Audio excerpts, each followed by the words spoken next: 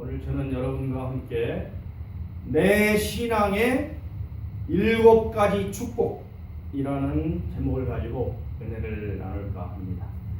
여러분, 올 초에 우리 박근혜 대통령이 연두 기자회견 할 때 뭐라 그랬어요? 통일은 대박이다 그랬잖아요. 근데 통일이 와야지 대박이지, 아직 오지 않은 상태에서는 우리가 대박을 아직 맞이하지 못했잖아요.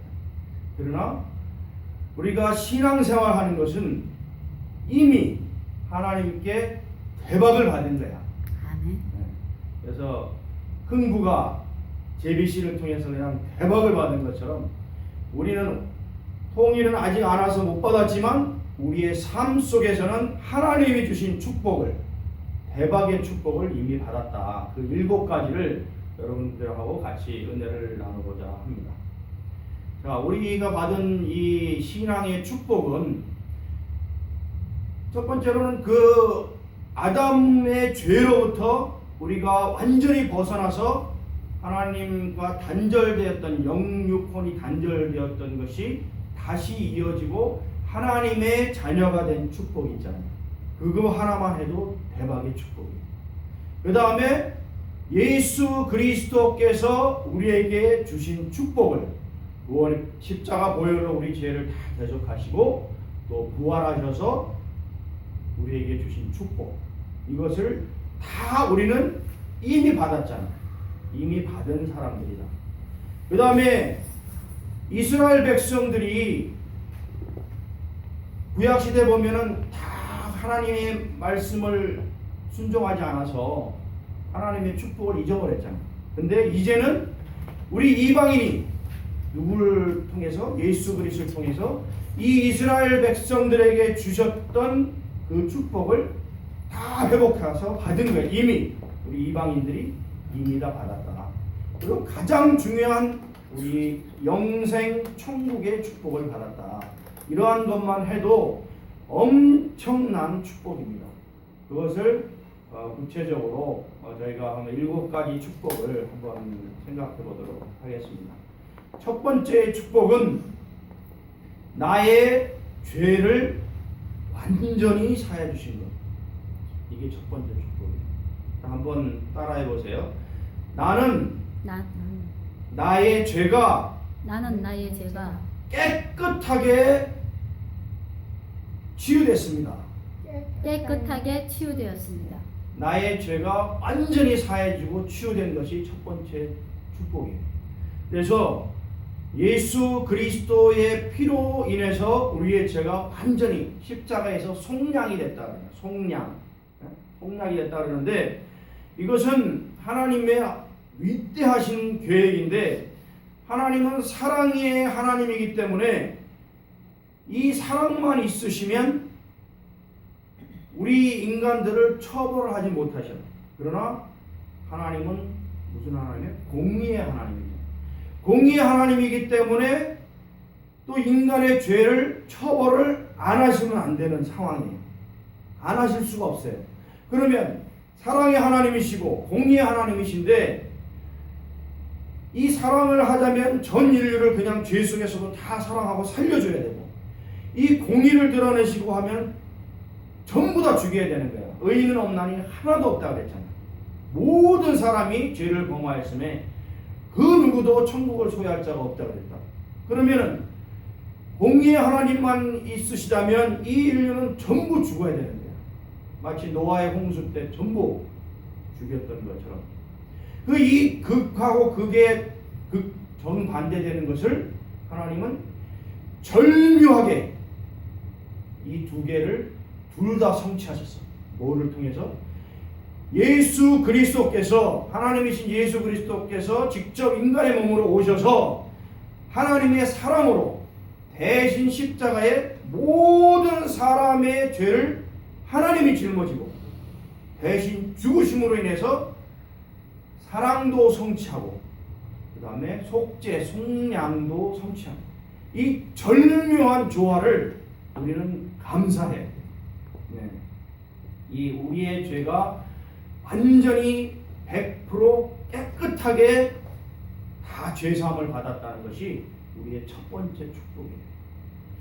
옛날에 그 뉴욕에 1930년대 그때 뭐 경제공황 이후에 아주 어렵고 힘든 시기였는데 한 나이 드신 분이 하나 경제적으로 쪼달려가지고 뭐 돈도 없고 먹을 것도 없는 거야. 그래서 길을 가다가 너무나 배가 고파가지고 3일을 쫄쫄 굶다 보니까 너무나 배고파가지고 빵을 훔쳐 먹었어. 빵을 훔쳐 먹었다가 걸렸어. 발각이다. 주인한테 발각돼가지고 경찰에 넘겨가고 재판을 받게 됐어. 근데 재판장이 이제 그 나이든 노인한테 당신은 왜 빵을 훔쳤습니까? 하니까 내가 나이가 들어서 힘이 없으니까 취직하기도 힘들고 돈이 없어가지고 빵을 사 먹기도 힘들고 사흘을 굶으니까 눈에 뵈는 것이 없고 곧 죽을 것만 같아서 내가 살기 위해서 어쩔 수 없이 빵을 훔쳐 먹었습니다. 이렇게 고백하는 거예요. 그 판사가 그 말을 듣고 깊게 생각하더니 판결을 어떻든 내려야 되니까 법은 만인 앞에 공평합니다. 당신은 죄를 졌기 때문에 죄에 대한 그 판결을 받아야 됩니다. 그러면서 판결한 게 당신에게 벌금 $10를 선고합니다. $10면 지금으로 말하면 그 가치로 하면 약 한 100만 원, 1930년도니까 100만 원 정도 될 거예요. 그 당시로는 큰 금액입니다. 당신에게 벌금 $10를 선고합니다. 땅 때리고 그 다음에 이 벌금은 내가 판사인 내가 지불하겠습니다. 그래서 지갑에서 $10를 해가지고 그 자리에서 바로 지불했다는 소리가 있습니다. 이 판사는 그 이후에 유명해져가지고 뉴욕 시장을 3번이나 했어요. 그 다음에 그 판사의 이름은 피오렐로 라과디아라는 사람인데 이 사람을 기념해서 워낙 훌륭한 사람이라 지금 뉴욕에 가면 라과디아 공항이 있어요. 뉴욕에 그 공항이 한 서너 개 있는데 라과디아 공항이라는 것이 아직도 있습니다. 이 사람의 이름을 빌어서. 자, 여러분 한번 생각해 보세요. 우리의 죄는 이 노인 10달 그 빵을 훔쳐먹은 노인의 죄보다 수천 배 수만 배 큰 죄야. 우리의 죄를. 근데 누가 대신 속량하셨어요? 예수. 재판장이신 예수님이 대신 자기의 몸의 죽음과 피 흘림으로 인해서 십자가의 죽음으로 인해서 대신 지불을 하십니다. 지불하셔서 우리가 완전히 죄 없다, 죄 사함을 100% 받습니다. 이거만큼 큰 은혜, 큰 축복이 어디 있습니까? 이것이 가장 큰 축복입니다. 그래서 여러분 늘 생각하길 나의 죄는 예수 그리스도로 인해서 100% 완전히 사해졌다. 이것을 외치고 항상 믿으시기 바랍니다. 두 번째 축복은 뭐냐면 내가 과거의 사람과는 다른 완전히 새로운 피조물로 거듭난 것. 새로운 피조물로 완전한 새 사람으로 다시 태어난 축복입니다. 따라해보세요. 나는 완전히 새로운 사람으로 거듭났다. 여러분은 예수 그리스도의 피의 속량으로 인해서 죄사함으로 인해서 과거에 죽을 수밖에 없던 죄에 찌든 그 사람으로부터 완전히 깨끗한 새 사람으로 다시 태어난 것입니다. 그래서 여러분의 지금의 상태는 완전히 깨끗한 상태의 사람이다 라는 것을 명심하시기 바랍니다. 우리 학생 때 학교에서 도화지를 주면 그림을 그리잖아요. 멋진 그림. 근데 서툴러 가지고 뭐 잘 안 그려지면 지웠다가 다시 그리고 또 잘 안 지워지니까 그 위에 그리고 그러다 보면 나중에 시커멓게 져가지고 도화지 쓸 수도 없잖아. 사용하지도 못하잖아. 그 멋진 그림을 만들 수도 없고 제출할 수도 없고. 그럴 때 선생님이 와서 보시고 야, 안 되겠다 그러고 새 도화지를 깨끗한 새 도화지를 주시면 어때요? 기분이 너무 좋죠. 그와 같이 하나님께서는 완전히 새로운 새 도화지를 우리에게 주신 것입니다. 새로운 인생을 다시 쓰는 인생을 우리에게 주신 것입니다. 우리가 사우나 좋아하잖아요. 우리가 사우나 하고서 그 옛날에 그 노가다나 밖에서 지저분하게 일하고 입던 옷을 다시 입으면 어때요? 찝찝하고 지저분하잖아요. 근데 깨끗한 새 옷을, 목욕도 하고 깨끗한 새 옷을 입으면 마음이 어때요? 너무나 좋잖아요. 그와 같이 하나님께서는 우리의 더럽고 죽을 수밖에 없는 그 죄의 옷을 완전히 깨끗하고 순결하고 하얀 의의 옷으로 새로 바꿔주셨다. 새 옷을 갈아입혀 주셨다라는 것을 여러분 믿으시기 바랍니다. 그래서 우리는 인생 자체가 그야말로 죄와 허물과 고통과 너무나 어렵고 힘든 것으로 찌들어 있는 것이 우리의 인생이었어요. 과거에 우리의 지나온 세월을 한번 생각해보라. 너무나 고통스럽고 힘들고 또 사업도 안 되고 가정의 문제, 자녀의 문제, 또 밖에서 갈등, 직장에서 문제, 온통 갈등의 문제. 그래서 사람들은, 남자들은 회사에서 나오기만 하면 그냥 소주를 마시면서 그 한을 풀고, 그래서 또 그 한을 또 집에 와서 한 푸니까 그 와이프하고 아이들이 그렇게 고통을 당하고, 다 그런 것들이 옛날의 삶이잖아. 그러나 이러한 완전히 새카맣게 된 죄와 허물과 세상 고통으로 얽혀진 이 삶을, 죄와 사망과 사탄이 통치하던 그 삶을 하나님은 완전히 새로운 삶으로 바꿔주셨다. 믿으시면 아멘 하십니다. 그래서 옛사람은 완전히 죽었고 성령의 통치를 받는 완전한 새 삶으로 바꿔주셨다. 이것이 중생이다. 여러분, 예수님이 처음 세례요한한테 가서 받으신 게 뭐예요? 침례 받으셨죠. 예수님은 죄가 없으시기 때문에 침례를 안 받으셔도 되시는 분이야. 그러나 세례요한한테 가서 침례를 받은 이유는 우리에게 본이 되시기 위해서 그 침례를 받으셨어요. 그러면 침례의 의미가 뭐예요? 침례는 헬라어로 백티조라 그러는데 완전히 물에 잠겨서 옛사람을 죽이고, 완전히 옛사람은 물 밑에 잠겨서 죽이고, 그 다음에 일어나면서 완전히 새 사람으로 거듭난 새 사람의 모습을 보이는 그 형식이 침례입니다. 침례라는 원뜻은 잠그다라는 뜻입니다. 잠그다. 내가 물속에 딱 물에 잠기면 나의 죽은 옛날의 사람은 딱 물속에 잠겨서 완전히 자물쇠처럼 잠겨서 죽어 없어집니다. 그리고 일어서면서 새 사람이 됩니다. 뭐를 통해서? 예수 그리스도가 나의 구세주라는 믿음을 통해서 내가 침례를 받음과 동시에 새 사람으로 거듭나는 것, 중생을 하는 것이 바로 침례다. 그래서 이 구원이라는 것은 옛사람이 먼저 다 죽어야 돼. 어떻게? 예수님이 십자가에 매달려서 예수님이 우리의 죄를 지고 다 죽으신 것처럼 우리도 예수님, 믿음은, 구원은 예수님과 하나 되는 거다. 연합되는 거다. 내가 예수님과 하나 되면 마치 자석과 자석이 붙으면 다 붙는 것처럼 예수님과 하나 돼서 예수님의 십자가의 죽으심과 동일하게 내 육신의 것, 과거의 인생이 죽어버리면 그 다음에는 새로 태어나.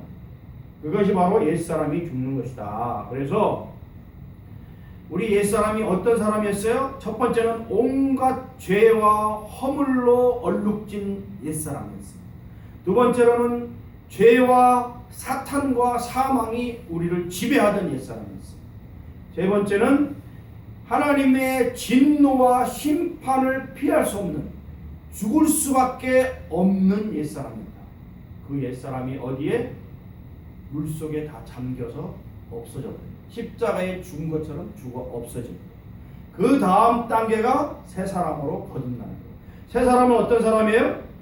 성령의 역사로, 성령의 그 신비한 역사로 나의 영이 완전히 새로운 영으로 바뀌는 거예요. 그게 새 사람입니다. 그래서 이것은 엄청난 축복이다. 이루 말로 할 수 없는 하나님의 축복이고 성령의 신비야. 내 영에 성령님이 들어오면 내 영이 완전히 성령님과 하나 돼서 완전히 바뀌는 삶. 성령님과 하나 돼서 마치 성령님처럼 되는 삶. 그것이 새 사람. 그래서 이 새 사람은 어떤 삶이냐? 주님과 동행하는 성도의 삶을 살아갈 수 있는 능력받는 삶. 성령님이 능력 주시기 때문에 능력받는 삶. 두 번째로는 승리를 깨닫고 믿음으로 일어서서 승리를 향해서 늘 매일 전진하는 삶. 그게 새로운 인생의 삶입니다. 세 번째는 주님을 아는 지식으로, 이 말씀으로, 매일매일 말씀으로 먹음으로 믿음으로 자라나는, 주님을 닮아가는 삶. 그것이 바로 새 사람으로 입은 중생의 새로운 삶, 새로운 사람의 새로운 나의 모습이다 라는 것을 믿으시기 바랍니다. 여러분은 그런 사람입니다. 자, 세 번째 축복은 내가 하나님의 자녀가 되는 축복입니다. 엄청나게 놀랍고 최대의 축복이에요. 자, 따라해 보세요. 나는 이제 하나님의 자녀가 되었다. 하나님의 자녀가 되었다. 여러분 생각해 보세요. 이 천지 만물을 다 창조하시고 전지전능하시고 부족함이 없으신 부유하신 하나님이 나의 아버지가 되십니다. 엄청나고 굉장한 축복입니다. 이 축복을 누리시는 여러분 되시기를 축원합니다. 이 엄청난 축복에는 여러분, 과거에는 우리가 사단의 종이었는데 또 인생의 종이었지만 이제는 종이 아니고 뭐라고? 하나님의 아들, 딸, 하나님의 자녀로 변화되어 있으니까 우리가 하나님을 뭐라고 불러요? 아버지. 그것도 더 친근한 아빠라고 부르잖아요. 아버지라는 것보다 더 가깝고 친밀한, 거의 붙어서 손잡고 가는 그러한 정도의 친밀함이 아빠라는 거예요. 어린 아이들이 아빠 손잡고 아빠 하면서 붙잡고 손 붙잡고 가요. 그러한 관계가 아버지와 나의 관계다라는 것을 여러분 믿으시기 바랍니다. 그래서 하나님께서는 태초에 우리 인류를 창조하신 목적 자체가 뭐예요? 인간과 가장 친밀한 교제, 사랑을 나누시기 위해서 창조하셨잖아요. 그것이 단절되었던 것이 이제 그것을 다시 회복하심으로 하나님과 우리가 부모 자식 간의 관계에 대해서 가장 기쁘고 사랑 넘치는 삶을 살 수 있는 상황이 되었다라는 것을 여러분들 믿으시기 바랍니다. 그래서 이 하나님과의 친밀한 교제와 사랑은 이 하나님이 모든 것 중에서 가장 우선적으로 생각하는 거예요. 이 사랑은 가장 우선적으로. 그리고 예수님이 이 3년 반 동안 사역하실 때 12제자를 데리고 다니셨잖아요. 그 12제자를 데리고 다니신 첫 번째 목적도 제자들을 사랑하고 제자들과 교제하기 위해서 제자들을 데리고 다니십니다. 그것도 제자들과 하나가 되어서 사랑을 나누기 위해 하는 것이 첫 번째 목적입니다.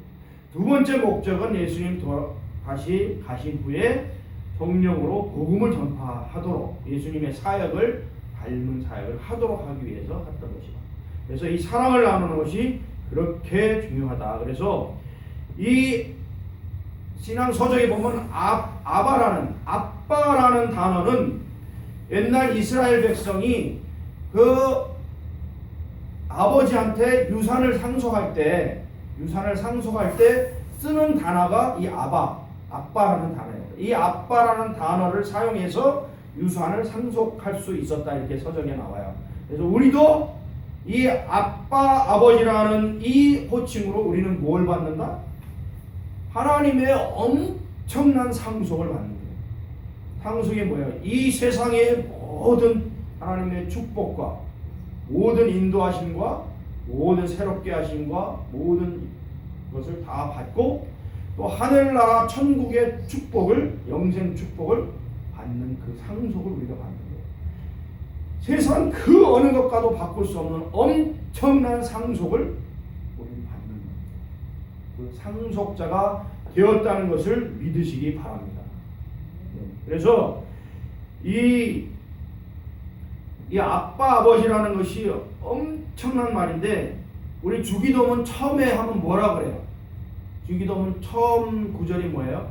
하늘에 계신 우리 아버지여 를 하잖아요. 주기도문 첫 번째 나오는 게 하늘에 계신 우리 아버지.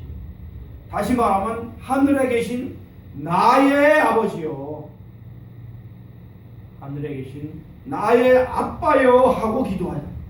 자식이, 어린 자식이 아빠에게 하는 기도를 우리는 할 수 있다. 왜? 우리는 상속자이기 때문에. 이 모든 상속을 우리는 받을 수 있는 엄청난 축복을 받은 것입니다. 믿으시면 아멘 하시기 바랍니다. 그래서 이 상속을 예수님과 동일하게, 예수님은 하나님으로부터 모든 상속을 받으셨어요. 우리는 예수님과 공동 상속을 받는 거예요. 엄청나고 놀랍고 신비롭고 이루 표현할 수 없는 엄청난 축복입니다. 이 축복을 잃지 않고 평생 간직하시고 영원토록 간직하시는 여러분 되시길 축원합니다. 네 번째로 우리가 하나님께 받은 축복은 하나님의 이 땅에서의 생명을 회복하고 받은 것, 이것이 축복. 하나님의 생명을 받았다. 제가 생명이라는 의미가 여러 가지가 포함된다고 그랬잖아요. 우리가 자식을 놓고서 그냥 내팽개치면 그게 생명이 됩니까?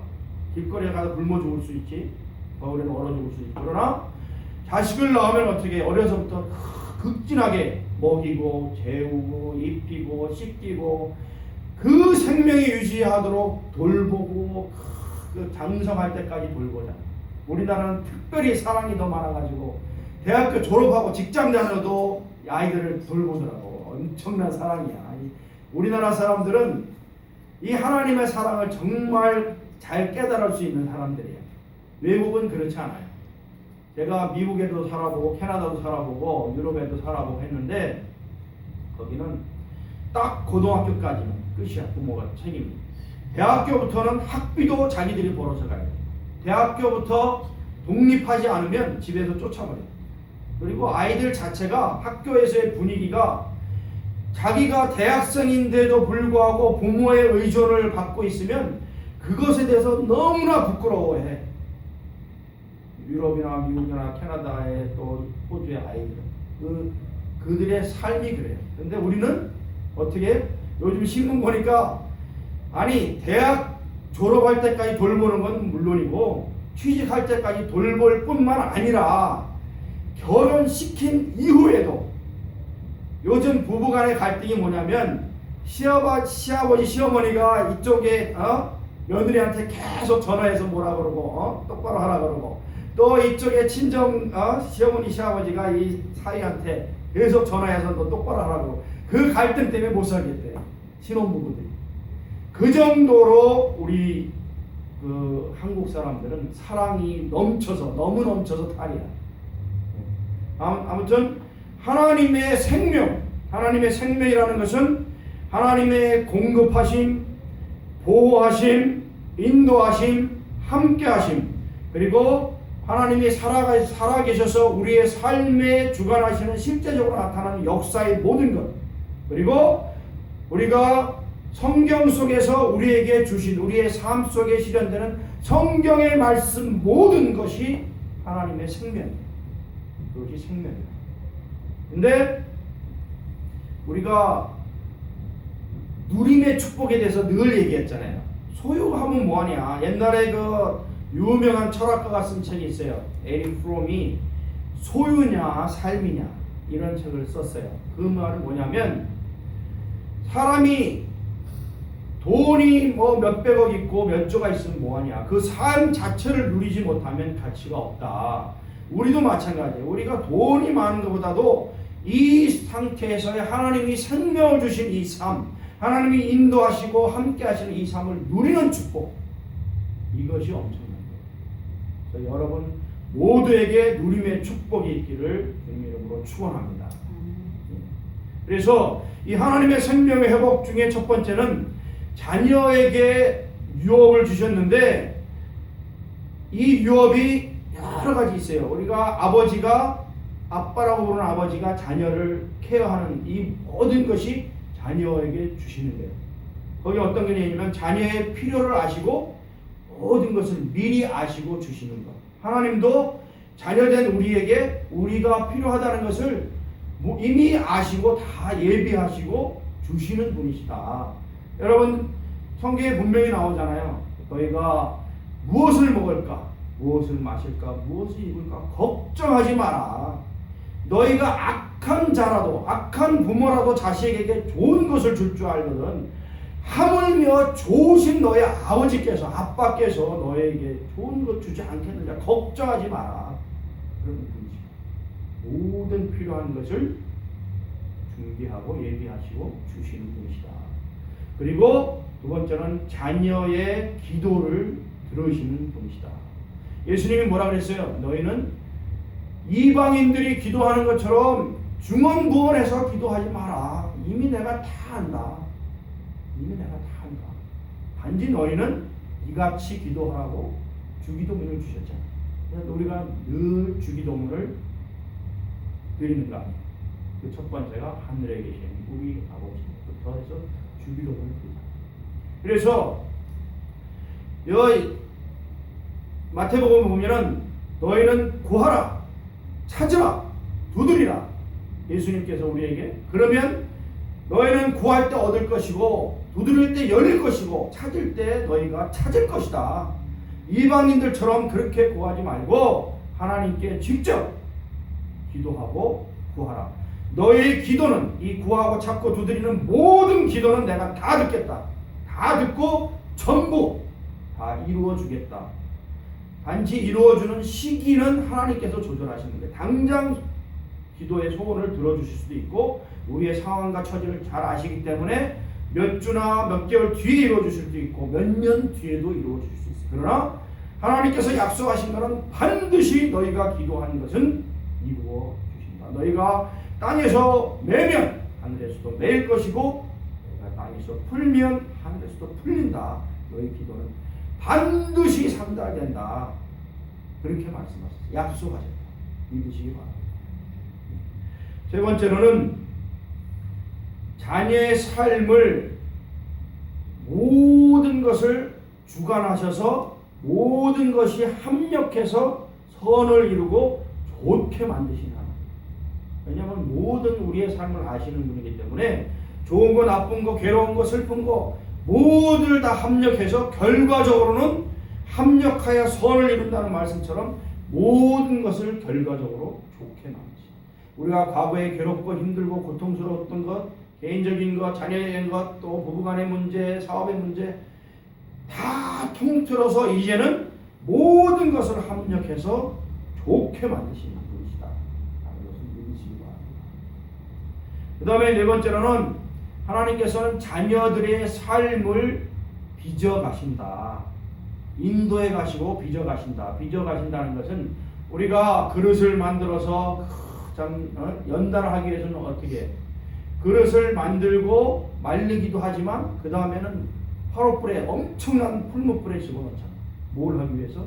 연단하기 위해서. 똑같이 하나님은 우리를 인도하시기도 하고 또 잘못하면은 약간의 채찍질을 해서 우리가 기도하게 하시고 더 잘못하시면 큰 채찍질을 해가지고 매를 때려서 우리가 돌아오게 하시고 그래도 각기 제각기로 가서 하나님을 떠나는 삶을 살면 엄청난 고통을 주셔서 결과적으로는 어떻게 풀무불에서 연단되듯이 정금과 같이 나오도록 다시 하나님께 돌아오도록 인도하시는 하나님이시다 라는 것을 믿으시기 바랍니다. 그래서 만일에 이 연단과 징계가 없으면 하나님은 예수님 뭐라 그랬어요? 너희는 고하다. 너희는 사생하다. 징계가 없으면 사생하다. 이렇게 말씀하십니다. 다섯 번째는 하나님께서는 하나님 아버지의 일에 우리를 동참시키시는 분이시다. 동참시키는 하나님의 창조의 목적에 동참시키고 최초의 창조의 목적처럼 우리에게 주신 온 천하를 다스리라, 정복하라, 땅에 편만하라라는 그 다스림의 권력을 우리가 행사해서 하나님의 일을 우리가 대신 이루시길 원하십니다. 그 일을 제일 잘 이루신 분이 누구였어요? 예수 그리스도. 예수님께서는 첫 번째로 하신 게 뭐예요? 이 땅에 오셔서 하나님의 뜻을 이루셨어요. 하나님의 뜻을 이 땅에 이루셨잖아요. 그렇죠? 두 번째로 하신 일은 뭐냐면 하나님의 나라를 확장하셨어요.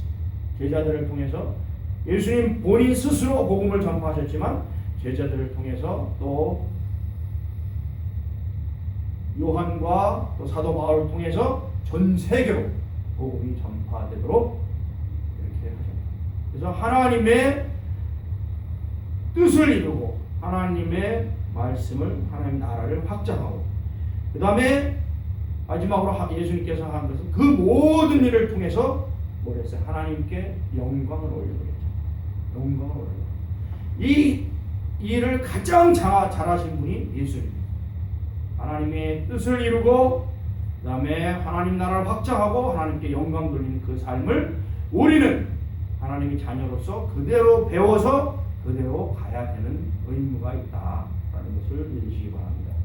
그리고 지난번 말씀드렸던 것처럼 우리에게 열방을 주셔서 온 천하에 다니며 복음을 전파하는 일을 우리에게 하게 하셨다라는 것이 자녀에게 주신 유업 중에 하나입니다. 그래서 이것은 우리의 사명이에요.